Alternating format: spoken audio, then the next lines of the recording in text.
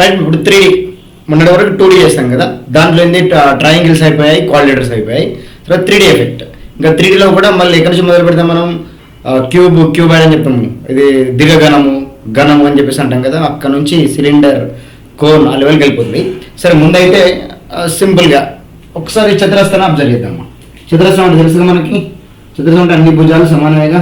ఇదే తీసుకున్నాం ఒకసారి, తీసుకుని ఏం జరుగుతుందో చూద్దాం. ఇప్పుడు ప్రతి కోణం 90 డిగ్రీలేగా. ఇది బేసిక్ ఐడియా. ఏది మన స్క్వేర్కి సంబంధించి. ఈ స్క్వేర్ని 3D ఎఫెక్ట్లో చూస్తాయి. 3D ఎఫెక్ట్ చూస్తే ఇప్పుడు ఇది ఫర్ ఎగ్జాంపుల్ ఇట్లా ఉన్నది అనుకోండి, ఇది 2D ఎఫెక్ట్. రైట్. ఇప్పుడు మీరు థియేటర్ వేరు సినిమా చూస్తారు, 2D అన్నట్టు. సినిమా థియేటర్ వైపు జరగకుండా గాల్లో చూసారు అనుకోండి, అది 3D అవుతుంది. Simple concept. అదే కాన్సెప్ట్ అంటే ఇక్కడ. ఇప్పుడు ఏంటంటే ఇంతవరకు మనకు ఓన్లీ ఇట్లా ఒక బోర్డు లాగా కనబడుతుంది, ఒక బోర్డు అంతే. కానీ దీన్ని హైట్ వచ్చేస్తుంది కొత్తగా, అంటే ఇంకో లెవెల్కి వెళ్ళిపోతుంది స్టోరీని.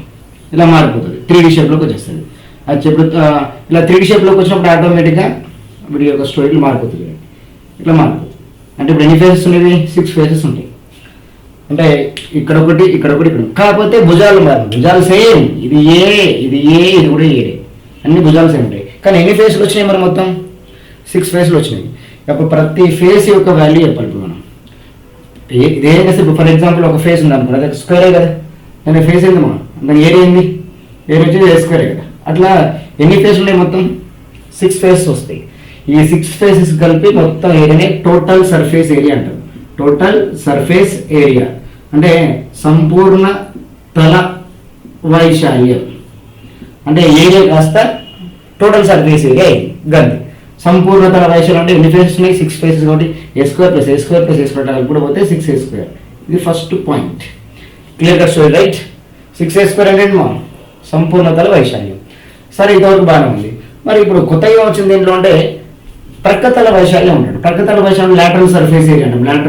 లాటరల్ సర్ఫేస్ ఏరియా, ప్రక్క తల వైశాల్యం అంటాడు. మరి ఇదేంటి ఈ స్టోరీ ఏంటి అని మీకు డౌట్ వస్తుందా? ఏం లేదు. ప్రక్కతల వైశాల్యం అంటే ఇప్పుడు టాప్ బాటమ్ ఉందనుకోండి, ఈ భూమికి పైన టాప్కి కలర్ వేయకుండా ఓన్లీ 4 వాల్స్కి వేయమన్నాడు అనుకోండి. ఇది ఒక రూమ్ లాగా అనుకోండి. ఈ 4 వాల్స్కి వేయాలి, పైన కింద వేయద్దు. అంటే ఈ 4 వాల్స్ ఏమనాలి? ప్రక్కతల వైశాల్యం అనాలి, లాటరల్ సర్ఫేస్ ఏరియా. మరి అంటే పైన ఒక ఏ స్క్వేర్ లేదు, కింద ఒక ఏ స్క్వేర్ అన్నాడు. లాజికల్ ఏమవుతుంది? 4a స్క్వేర్ అవుతుంది. ఎందుకు 4a స్క్వేర్? అప్ సైడ్ది డౌన్ సైడ్ది లేదు, ఓన్లీ 4 ఫేసెస్ తీసుకుంటాం. దీని ఏమనుకోవాలి మనం? ప్రక్కతల వైశాల్యం. ఓకే.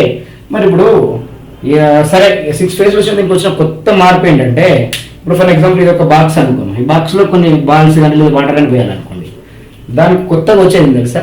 ఘన పరిమాణం. ఎస్. అందుకే దీనికి పేరు పెట్టాలిగా. మరి రాయంగా సరిపోదు కదా. మనం 2D ఎఫెక్ట్ ఏం చెప్పుకున్నాం? స్క్వేర్ అని చెప్పినాం. స్క్వేర్ అన్నాం అంటే చతురస్రం. ఇప్పుడు ఏమవుతుందంటే ఘనంగా మారిపోతుంది. చతురస్రంగా ఏదైపోయింది? ఘనంగా మారిపోయింది. రైట్. 3D ఎఫెక్ట్లో ఘనం కాబట్టి కొత్తగా వచ్చేది ఏంటంటే దీని యొక్క వాల్యూమ్ అంటాం. ఈ వాల్యూమ్ అంటే పెద్ద బుద్ధులు కండి. దీంట్లో మీరు వాటర్ పోసినా కూడా దానికి బరువు అంటుంటుంది, లేదా అన్ని బాల్స్ వేసాం అనుకో, ఆ బాల్స్ యొక్క స్టోరీ అనమాట. సో దాన్ని మనం ఘన పరిమాణం అంటాం. రైట్. ఘన పరిమాణం, దాన్ని వాల్యూమ్. ఘన పరిమాణం అంటే ఇక ఘన అయిపోవాలి. సో వాల్యూమ్ చాలా ఇంపార్టెంట్. ఎట్లా వస్తుందంటే ఇటు ఏనే అంటే భూమి ఉంటుంది, ఎత్తు ఉంటుంది, మళ్ళీ ప్రక్క భుజం ఉంటుంది. భూమి, పక్క భుజం, ఎత్తు 3 కలిపి వస్తాయి. కాబట్టి ఇక్కడ ఏ క్యూబ్ అయింది. కాదు, ఏ క్యూబ్ అంటే మా లెంత్ బ్రెత్, పొడవు వెడల్పుతో పాటు ఎత్తు వస్తుంది కొత్తగా, అంత ఇంకేం లేదు. రైట్. వాల్యూమ్ అంటే ఏ క్యూబ్, ఏ ఇంటూ ఏ. మరి దీంట్లో కొత్తగా ఇంకేముంది అంటే దీంట్లో ఒక హిడెన్ పాయింట్ ఉంటుంది. ఇప్పుడు ఫర్ ఎగ్జాంపుల్ ఇక్కడ నుంచి ఏం నుంచి నేర్పిస్తున్నాం అనుకోండి, డి అవుతుంది కదా, డయాగ్నల్ అవుతుంది కదా. ఆ డయాగ్నల్ కూడా ఇంకోసం మనం ఎట్లా అనుకుంటాం అంటే రిజల్యూషన్ ఏనేగా. డయాగ్నల్ డి రావాలంటే ఏ స్క్వేర్ అంతే, సరిపోయింది. అంటే D square equal to A square plus A square అంటాం. ఇది సేమ్ కాన్సెప్ట్. మనం A square plus A square logical D square చెప్పినాం. డి ఈక్వల్ చెప్పండి డైరెక్ట్. ఏ స్క్వేర్ వేసుకుంటే 2a స్క్వేర్ అంటే √2a ఇంటూ ఏ. ఇది డి డయాగ్నల్. ఇట్లా కొత్త ఒకటి వస్తున్నట్టు. అంటే సంపూర్ణ తల వైశాల్యం అంటే 6 ఫేసెస్ రెడీ ఉన్నాయి, 6a స్క్వేర్. ప్రక్క తల వైశాల్యం అంటే పైన కింద తీసేయాలి, only 4 walls. So lateral surface area. తర్వాత కొత్తగా వచ్చింది ఘన పరిమాణం వచ్చింది. దీన్నే ఘనం అని పిలుస్తాం. రైట్. ఇంగ్లీష్లో అయితే మనం ఏం చేస్తామంటే క్యూబ్ అంటున్నాం. ఇంగ్లీష్లో క్యూబ్. రైట్. ఇప్పుడు చెప్పండి, క్యూబ్ ఎట్లా తయారవుతుంది? స్క్వేర్నే క్యూబ్ లాగా మార్చాం. స్క్వేర్ని 2D షేప్లో చూస్తే స్క్వేర్ చతురస్రం అన్నాం. దాన్ని 3D షేప్లో చూసుకుంటే కొత్త హైట్ వస్తుంది, కొత్త వాల్యూ వస్తుంది. కాబట్టి దాన్ని ఘనం అంటాం. ఆ ఘనానికి ఇంగ్లీష్లో పేరు cube. Clear cut story, right? I hope అర్థమైంది అనుకుంటా. దీంట్లో ఉన్న ఫార్ములాస్ ఏమో 1 2 3 4 ఇదే, ఇంతకంటే ఏం కొత్తగా లేదు, సరిపోయింది. మరి ఇప్పుడు చతురస్రం రెడీగా అట్లా అయింది కాబట్టి ఇంకెవరు వస్తారు మళ్ళీ? దీర్ఘ చతురస్రం కూడా ఎంటర్ అవుతుంది. చతురస్రం కాస్త ఎలా మారింది మా? ఘనంగా మారింది. ఇప్పుడు దీర్ఘ చతురస్రం అంటే రెక్టాంగిల్ అంటే ఇంగ్లీష్లో, రెక్టాంగిల్ కాస్త ఏమైంది ఇప్పుడు? దీర్ఘఘనంగా మారుతుంది. దీర్ఘఘనం అనగానే మైండ్లోకి రావాల్సింది ఏంటి మళ్ళీ? క్యూబాయిడ్. క్యూబ్ కాస్త ఇంగ్లీష్లో అయితే క్యూబాయిడ్ పిలుస్తున్నాం. Simple, cuboid, right? అది ఎట్లా, దానికి ఈ కాన్సెప్ట్ ఎట్లా వస్తుంది అంటే, మన రెక్టాంగిల్ స్టోరీ తెలుసు మనకి. రెక్టాంగిల్ ఎట్లుంటుంది మా? దీర్ఘ చతురస్రం కమా.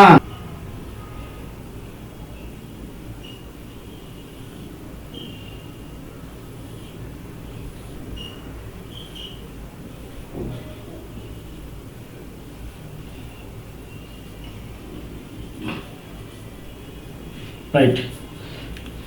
సో ఇంక ఇప్పుడు సేమ్, ఇప్పుడు దీర్ఘఘనం అంటే స్క్వేర్ కాస్త ఎలా మారింది? ఇప్పుడు ఘనంగా మారింది. ఇప్పుడు రెక్టాంగిల్ కాస్త దీర్ఘఘనంగా మారుతుంది.